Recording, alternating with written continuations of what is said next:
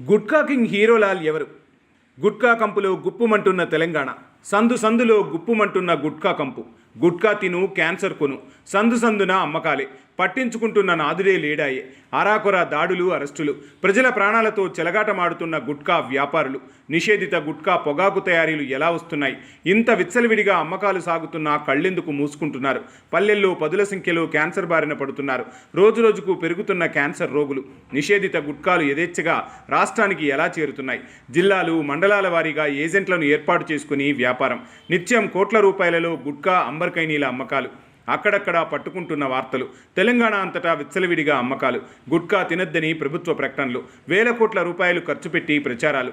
మరోవైపు గుట్కా కంపెనీలకు అనుమతులు. దేశమంతటా నిషేధం. తెలంగాణలో విచ్చలవిడిగా అమ్మకం. క్యాన్సర్ మహమ్మారి ప్రపంచాన్ని కబలిస్తోంది.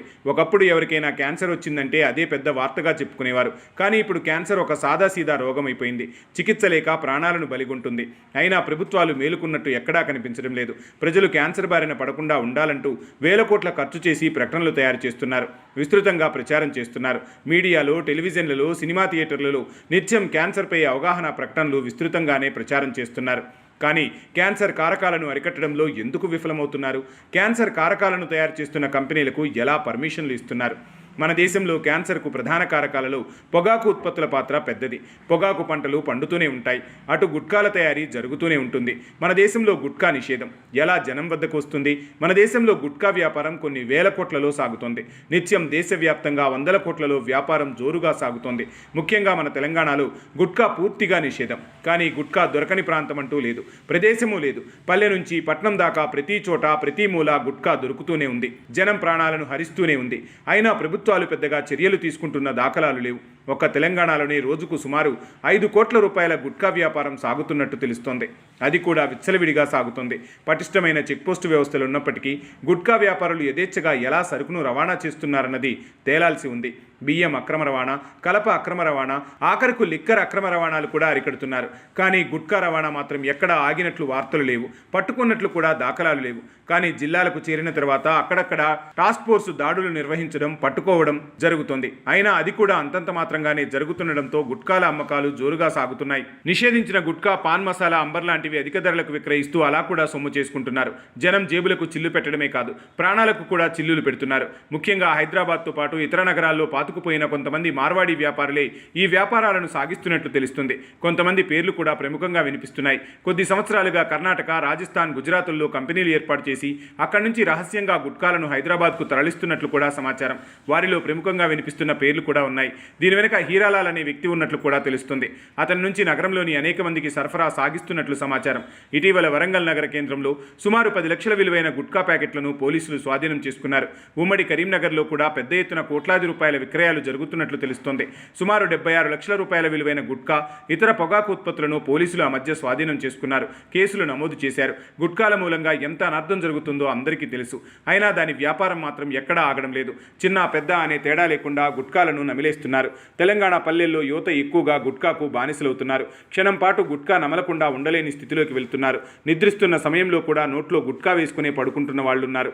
ఆ గుట్కాల మూలంగా గొంతు క్యాన్సర్ల బారిన కొన్ని లక్షల మంది పడుతున్నారు. పల్లె పట్టణాలు అనే తేడా లేకుండా గుట్కా గుప్పు కొడుతూనే ఉంది. గుట్కా తినడం వల్ల వచ్చే అనర్థాల గురించి ప్రచారం చేస్తున్నారు. కానీ వాటి అమ్మకాలను ఎందుకు ఆపలేకపోతున్నారు? ప్రతి కిరాణా షాపులో యథేచ్ఛగా అమ్మకాలు సాగిస్తున్నారు. ప్లాస్టిక్ కవర్లపై ఎలాంటి వైఖరిని అనుసరిస్తున్నారో గుట్కాల విషయంలోనూ అధికారులు అదే వైఖరి అనుసరిస్తున్నారు. ప్లాస్టిక్ను కాస్త ఎక్కువ కంట్రోల్ చేస్తున్నారే గానీ గుట్కాల అమ్మకాలను అరికట్టలేకపోతున్నారు. మీడియాలో వార్తలు వచ్చినప్పుడు హడావిడి చేయడం తప్ప పెద్దగా దాడులు చేస్తున్నది లేదు.